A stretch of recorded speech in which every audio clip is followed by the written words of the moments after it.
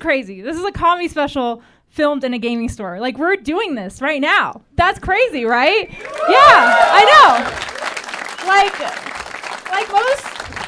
most comedians have their comedy specials filmed in like a comedy club or a theater, but not this girl. I'm more of a strip mall level comedian, so it's pretty great, yeah. Actually, the big venues did want me. I had a bunch of them hit me up. They're like, Lisa, I think we could easily sell out like a 10,000 seat theater. And I answered them and I was like, absolutely not.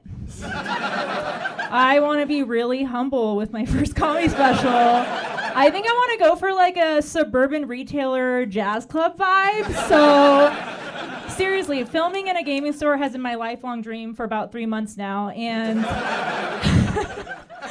and there's a reason I love the idea of doing this for 2 reasons. One is, yes, I am a huge nerd. A lot of you here actually don't know who I am, but the few of you here, you're gonna learn way too much tonight. But like, yes, I have a lot of gaming material, I have a lot of anime material. It's what I'm passionate about in life. And it is really hard to kind of tell those jokes. So for those people who are watching this like on YouTube or streaming service or whatever, it's going to be a mix of gaming stuff and like, you know, normal people stuff, like people who shower. And we'll see how it goes, you know? It's going to be a fun time.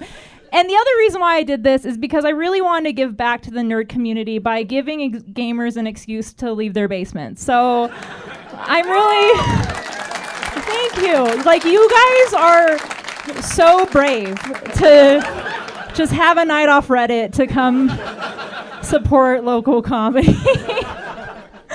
But yes, a little bit about me. I am a streamer on Twitch. Do we all know what Twitch is? Okay. All right. Most of us do. All right. Okay. So for the few people who have sex, I'll explain what Twitch is to you. The best way to explain Twitch is for a job. To people who don't know what it is that I get paid about $47 a month to have children bully me online for playing video games for them. That is a career I chose in my 30s. Because, you know, I was just killing it in therapy. And one day I was like, you know, I'm just not suicidal anymore. I really got to come up with a new career path to keep this relationship strong. When I started during the pandemic, and I started in my 30s, which was kind of hard because at the time, a lot of my friends had no idea what Twitch was. It was very much like a younger generational thing. You know, most Twitch streamers like 19 to 25 years old. So I was like, I guess I'm a boomer now. So I'm still poggers. It's fine. But it turns out after a few years, I realized being a Twitch streamer as a woman in my 30s is one of the most empowering decisions I've ever made in my life. Every once in a while, when I am live and I'm playing games and chatting with my community, I get these things called trolls. And if you don't know what a Twitch troll is, it is a 12 to 17-year-old boy that just learned his first slur. And he'll come in my chat and he'll say all sorts of mean things. He'll say edgy things to try to get a rise out of me. And it used to work for a little while. It used to make me really angry. But after a few years, I realized my age difference between him made me realize how much power I had. Because now I'm like, you know what, kids, keep talking shit. Because do you know what I'm capable of? Is I could find out who your dad is and fuck him. So, or your mom, you know. And maybe one day we could get married. And then I can ground you for telling me to get good, bitch, at Fortnite. So, watch your mouth, son, okay? Your future mom is talking. I love it. But yes, most people do know what Twitch is now. But every once in a while, I will get some weird comments, especially from dudes. They always like come up to me and they'll be like, Lisa, it must be so hard being a woman on Twitch. You know, you probably have guys in your chat all the time being like, hey, babe, you're so hot. You're so sexy. You should take off your shirt for me. I'm like, yeah, I wish. But no, some reason my personality just attracted all the weird, mean, autistic guys that just argue in my chat who the best snake in the Metal Gear Solid franchise is. I could full on be popping out my titties, and they'd be like, Lisa, put those away. We are having a really important conversation right now. And it is hard to like tell video game jokes on stage because gamers, as much as I love you, you don't leave the house. You don't come to comedy shows, you know? And so it gets hard. But every once in a while, I get the satisfaction of telling these things on stage because I'll have someone from my Twitch community or a gamer come out to a comedy show. And they'll come up to me after the show and they'll introduce me as like their gamer tag or their Twitch name because that's how I'd know them, right? It's kind of cute. But like sometimes you shouldn't do that. Because I had this guy come up to me and he was like, Lisa, I love your stream so much. So happy I could see you do stand-up comedy. Oh, I'm sorry. You know me online as OBGYN Kenobi. I'm so happy I could see you. I just turned 35. Yeah, okay. Who here is in their 30s? Who here is a millennial? Yeah. You can actually like feel the last bit of hope in their heart escape through those woos, you know? I actually love being in my 30s. I think my 30s is the best decade I've had so far. Does anyone here agree with that? It is. It is. You know why? Because you just stop caring about so many things. And it is very, very freeing. Like, I have had cats my whole life. I wear a lot of black. I use a lot of lint rollers. And the day I turned 35, I was lint rolling this shirt, and halfway through it, I just looked at the lint roller and was like, fuck it, and just stopped. I'm just living my truth now, okay?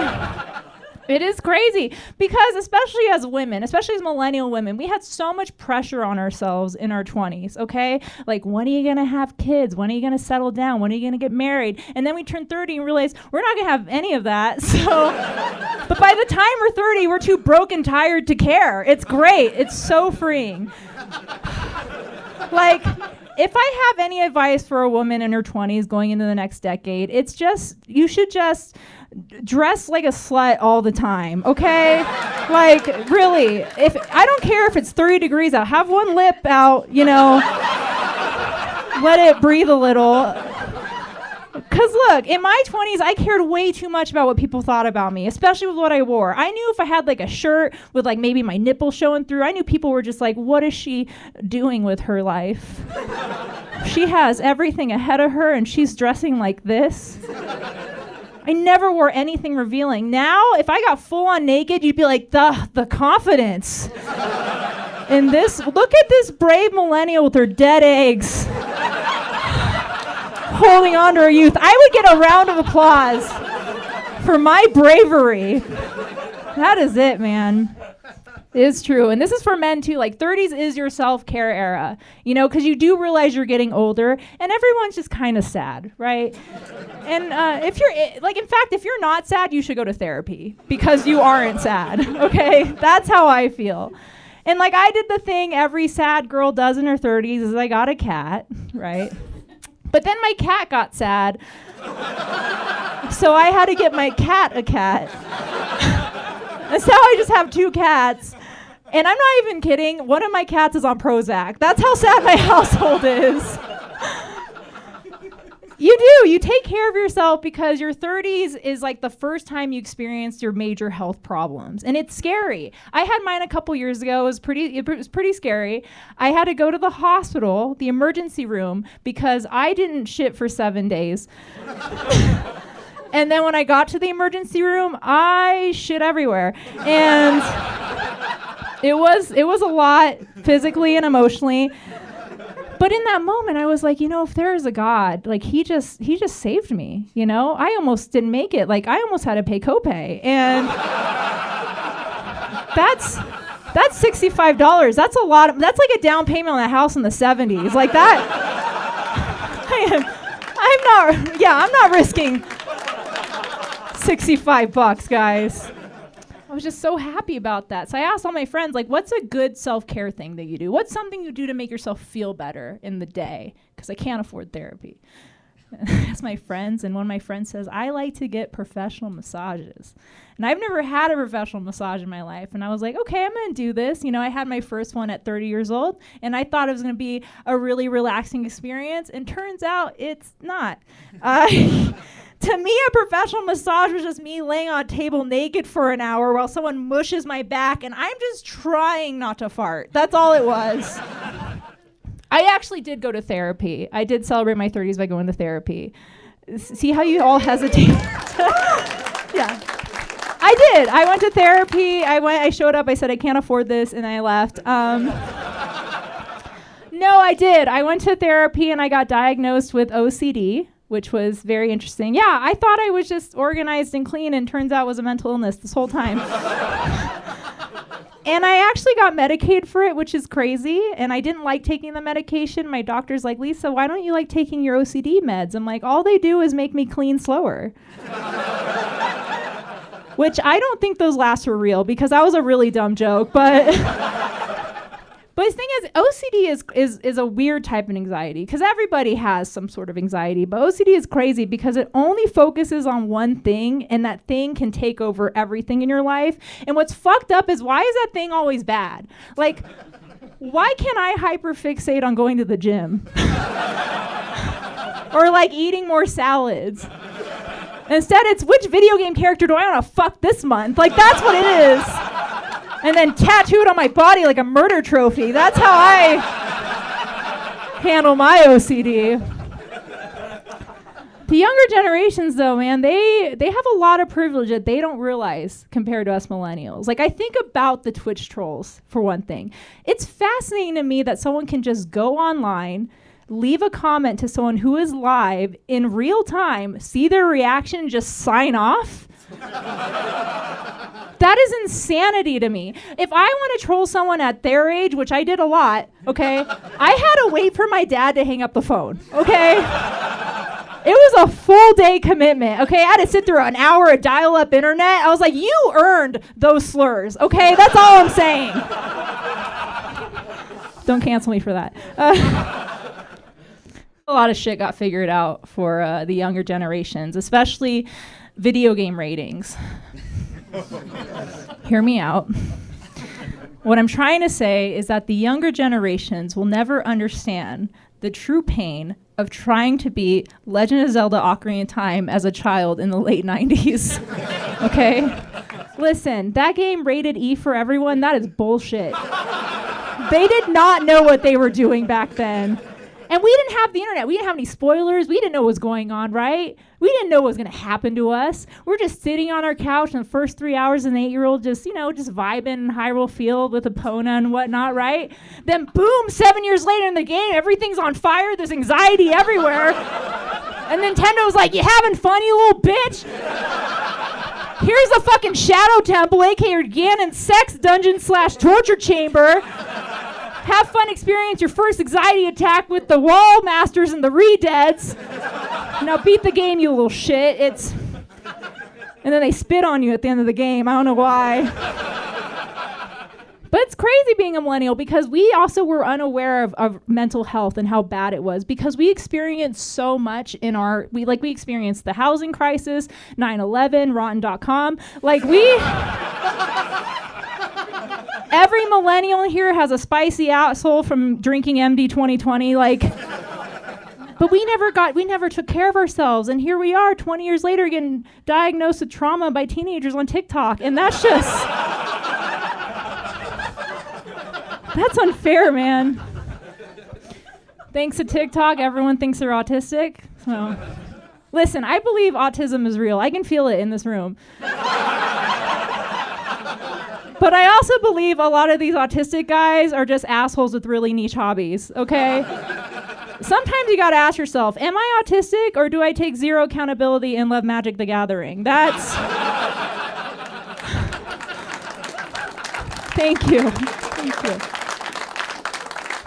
But even that's something that has changed so much over time, because I remember growing up in the early 2000s, there was a huge stigma with autism, and it was, if you got your child vaccinated, it would cause autism in them, which is absolutely crazy to think about, right? But now everyone's autistic, so I'm like, maybe there was some truth in that. Some of you remember this. There was a woman who was the face of this entire stigma, and it was Jenny McCarthy. She was an ex-playmate, and she would go on national TV and tell people, do not vaccinate your child they will get autism, which is crazy. We all know it's crazy, right? But even if that was remotely true, you're basically saying that you would rather have your child get a disease that has been essentially eradicated than for them to become a Sonic the Hedgehog fan. And I just think...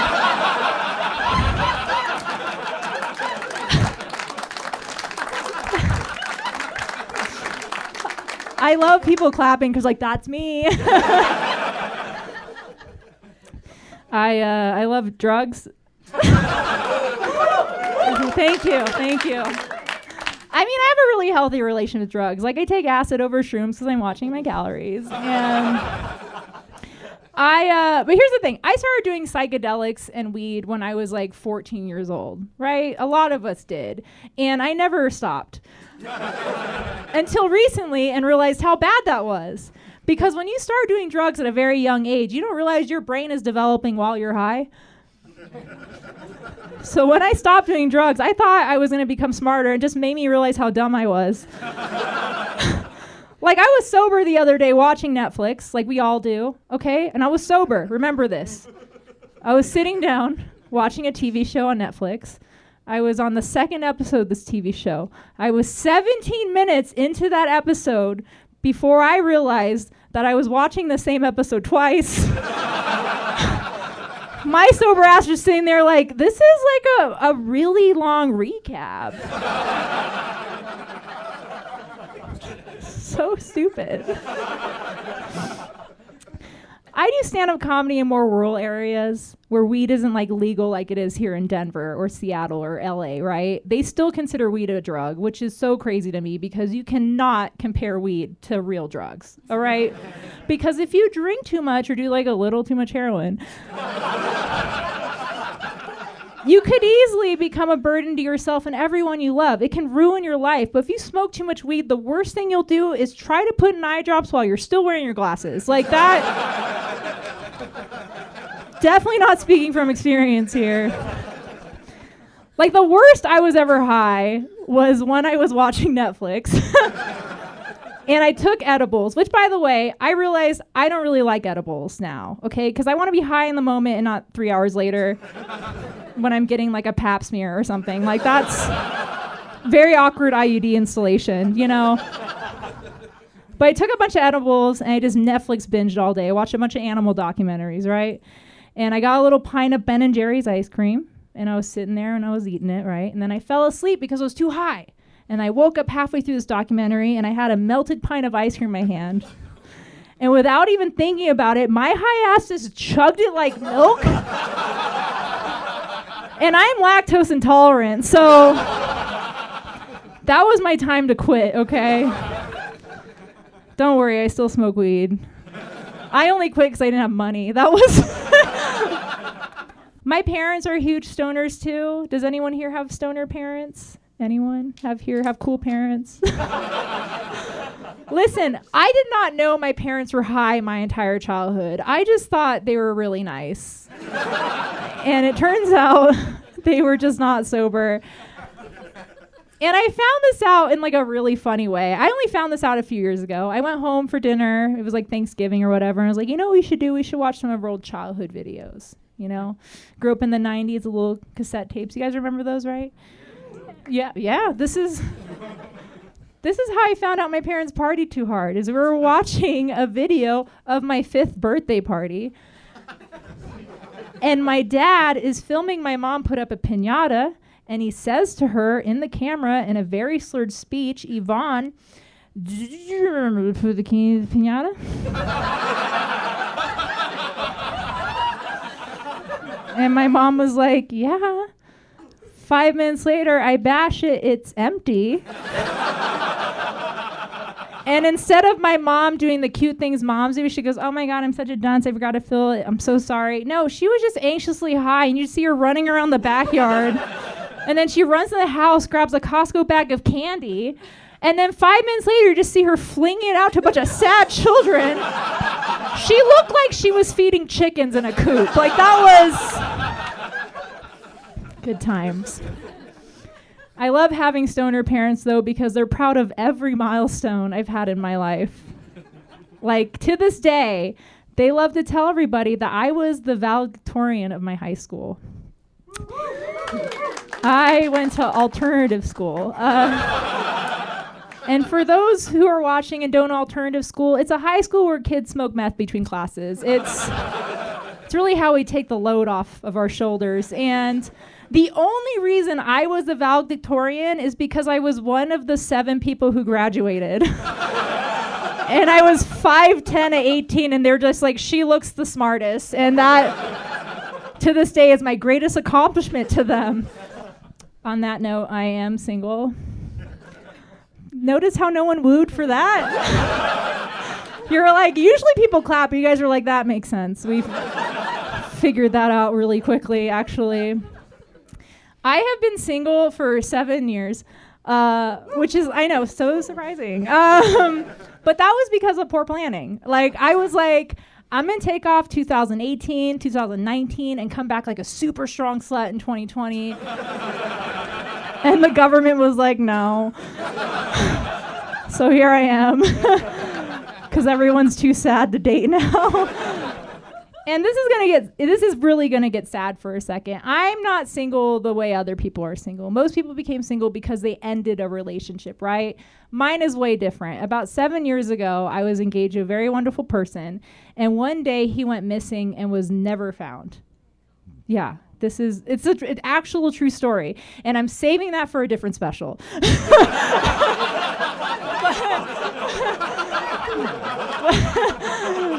Because it's crazy. But I will say this. It did take some years of healing. I really moved forward from it. And not even just losing like a significant other. Anytime you lose a loved one, it really changes your perspective on life. And you feel like you learned a lesson from it. But all I learned after 7 years is that romantically, I am the only person correctly using the term ghosting. I fucking own that word, okay? Jesus. I really do love being single. That's why I have a lot of hobbies. And I love being single, but I do miss some things about being in a relationship, especially like the communication part of being with a partner. Okay, I miss that a lot. And so I do things that kind of make me feel like I have that passion again. Like, I don't date. I just start random petty fights on the street with men just to feel it again in my... Like the other day I was running and I bumped into this guy and he was looking at his phone. I just yelled, "Who is she?" And then met my quota that day. But it is kind of hard when you live in a city like LA because not only is everyone hot, but everyone has thin-walled apartments.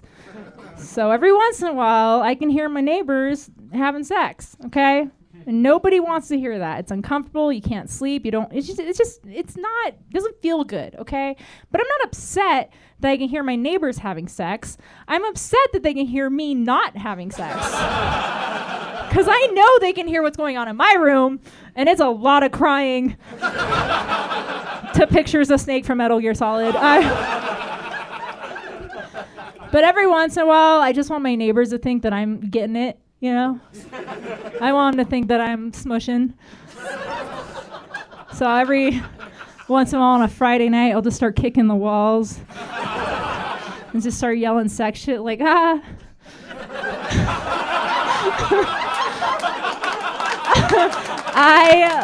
I love cock. It's so good. It's, oh my God, sex. So fucking, so good. What do people say during sex? Ah, thank you for fucking me. And just hoping the next day they would come out and be like, "Oh my God, Lisa, what were you doing last night?" And be like, I was having so much fuck. I was sexing so much. My pussy is hard today, is what I'm saying. Because of all the sex I was having.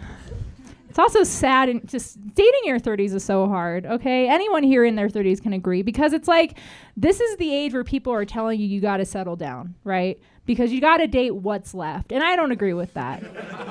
All right? I'm not going to waste my time and take it slow with somebody just to find out I don't like them. That's why I fuck on the first date. Like, I'm trying to figure shit out right now, okay? Because I am legitimately scared to like take it slow with someone and I wind up really liking them. And then after a few dates, I finally go back to their house for the first time and we're about to hook up and I go in their bedroom and find out they collect Funko Pops.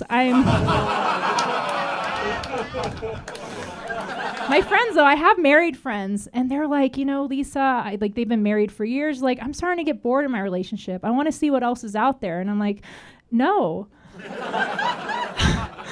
Like, I get it. If your relationship is like toxic, abusive, if there's a weird power dynamic, like, sure, you should leave that situation. But if you're just bored, just like do anal, man. Like, put it in your butt, put it in his butt. Like, someone's butt should have a plug in it because it's hard out there. Like, I just broke it off with a guy because every time I sent him a nude, he would reply with a thumbs up emoji. And I don't want to feel like I'm texting my dad, okay? Listen, you do anal, you do a whole new person. That's my relationship advice to you. It is tough too, like being a gamer and wanting to date, because it's hard because literally none of our hobbies require us to leave the house. And we will do anything to not leave the house. Like, if I'm gonna end up dating a gamer, it's because we were friends on Discord for 20 years. And then everyone else died because the earth blew up. And we were in our basement shelters and we're like, we should try it. That's how I'm gonna end up finding my husband. I'm old school. If you guys want to date me at this point, you got to show up at my house and claim me because I'm not leaving, okay? And also, as a woman in your 30s, we know exactly what we want. And a lot of men are intimidated by that. I went on a date with this guy and he asked me what I was looking for. I said, I'm not going to lie to you, buddy. I just want to be spoiled. And he was like, really? I was like, yeah, I just want the princess treatment. I just want a man to spoil me. And he goes, oh, yeah? Well, Jon Snow dies in season 5 of Game of Thrones.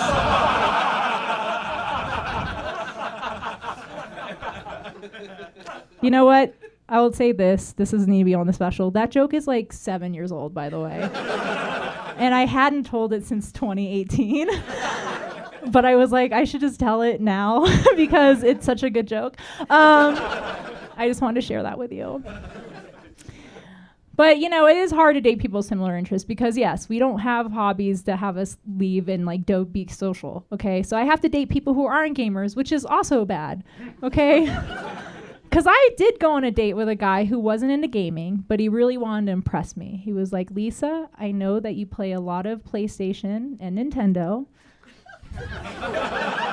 So that's how you know he games.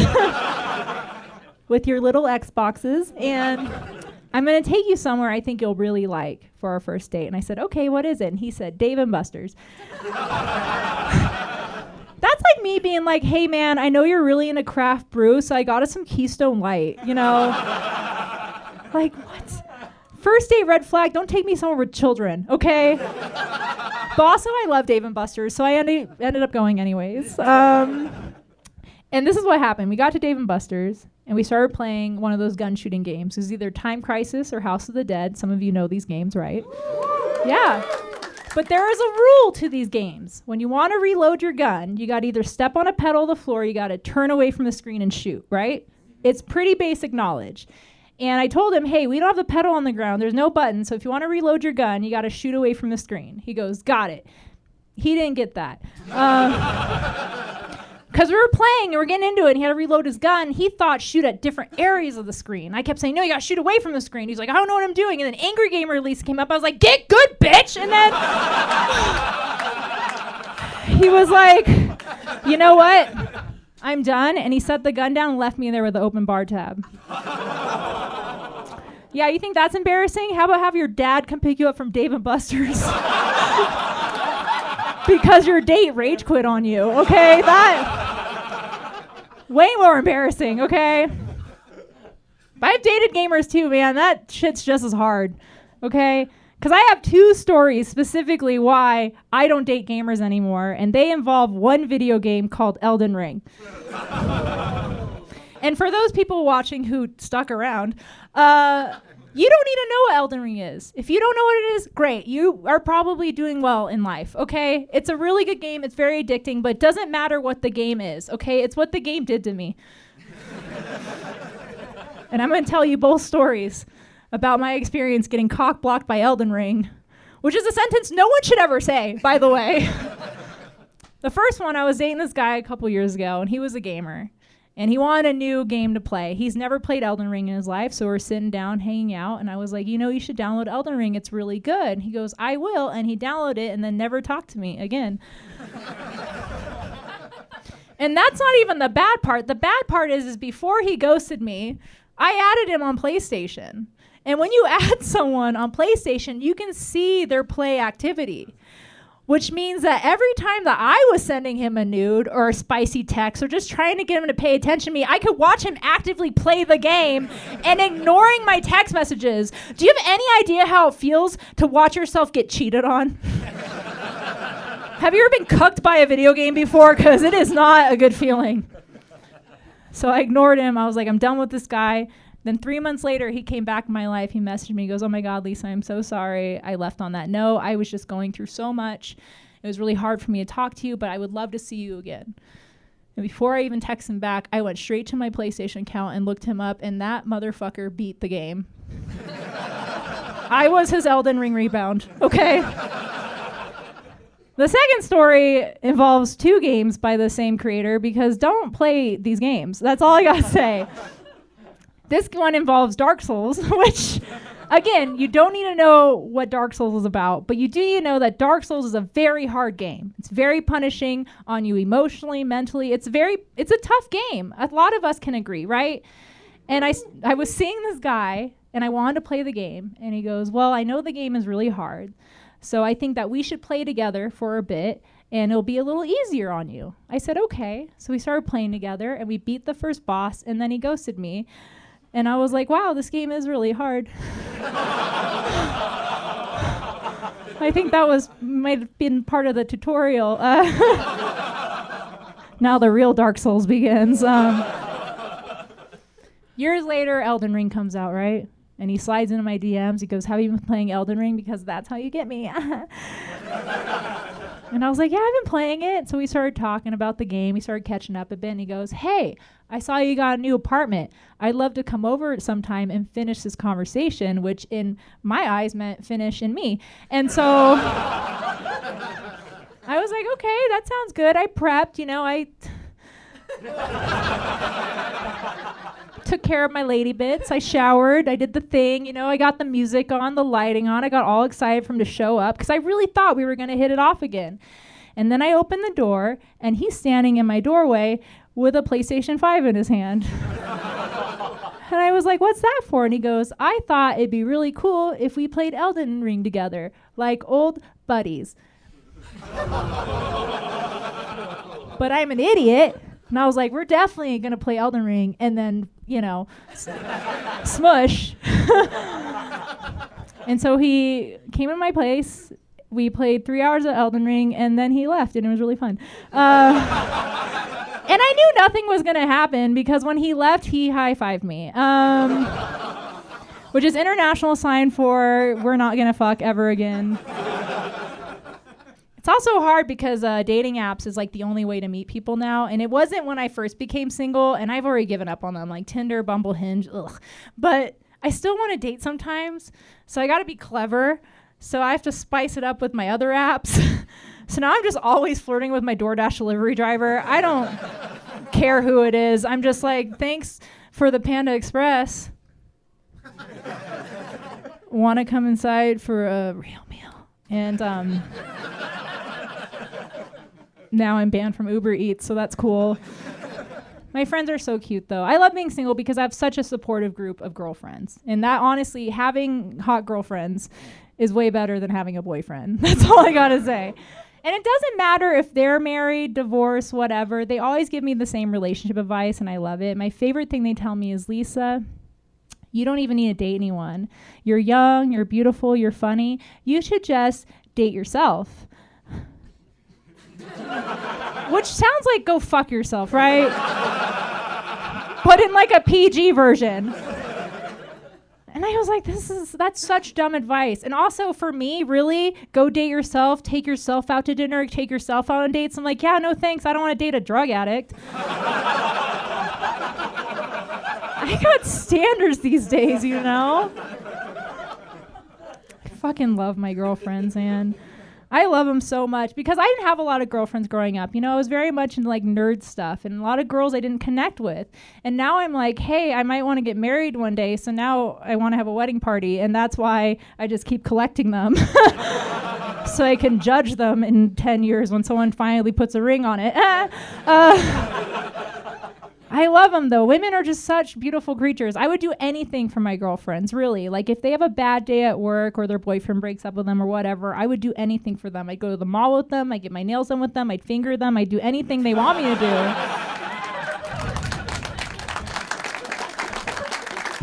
I'm just a really good friend, okay?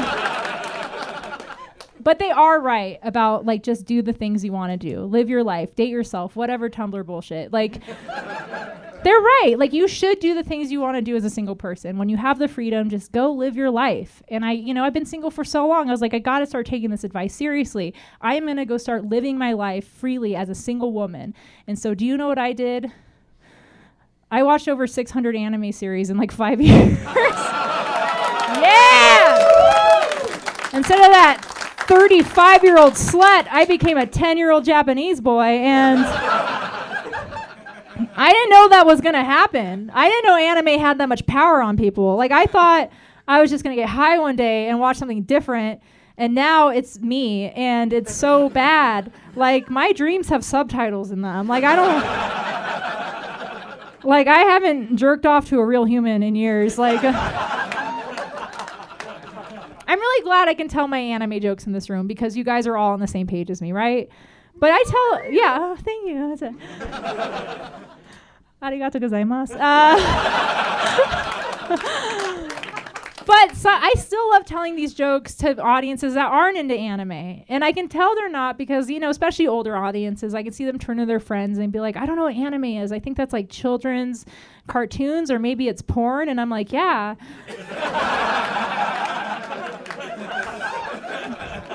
And getting into anime with OCD was so bad because I was so fixated on so long. I started collecting everything, like figurines, books, all of it, right? Which is so cool. I love having my collection. But then I think about this. When my grandma died, she was really into collecting pigs, okay? I don't know what it was with old people and farm animals, but my grandma loved pigs, and I still have like a little piggy bank of her. I have like a little piggy charm. I thought it was cute, right? But I'm not gonna have kids, and things are different. So when I die, my nieces are gonna collect a lot of weird shit. Like, they're going to be sitting down with a lawyer being like, does anyone want Aunt Lisa's Sasuke and Naruto porn? I think this is worth a lot of money, actually. Like, I sleep next to a 30-inch statue of Virgil from Devil May Cry 5 every night. You know how embarrassing it's going to be when I'm 80 years old and it's still there? Like, I think about that way too much. But I love anime so much. I went to Japan a few times. Very beautiful country. Has anyone here been to Japan? Yeah, it's gorgeous. I love it. It's a great place. And most people go to Japan because the food is amazing and the cherry blossoms are beautiful and they want to see the temples. They want to experience a new culture. That is a reason to travel to other countries. That's great. I went to Japan because I was like, I've been masturbating to hentai for 5 years now. I want to see where that shit's made. Like, that's... If you don't know what hentai is, people at home, open a new tab, Google it. It's just very pretty art. That's all it is, guys. And listen, I know sometimes I do this joke and a lot of people don't understand it because normal people don't understand the English, Japanese translations of certain words. I get that, right? And I know now from experience because I went on a date with a guy a few years ago who had a daughter who was really into anime, right? And when I think what he meant to say is my daughter loves anime so much, in fact, she loves to draw manga, which is the Japanese word for comic books. Yeah, some of you already knew that. But instead it came out as, my daughter's a huge anime fan. In fact, she's a bukkake artist.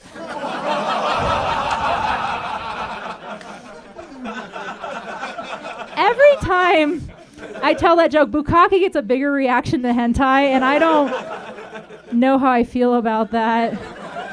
But he didn't know what bukkake meant, so I had to get in his face about it. And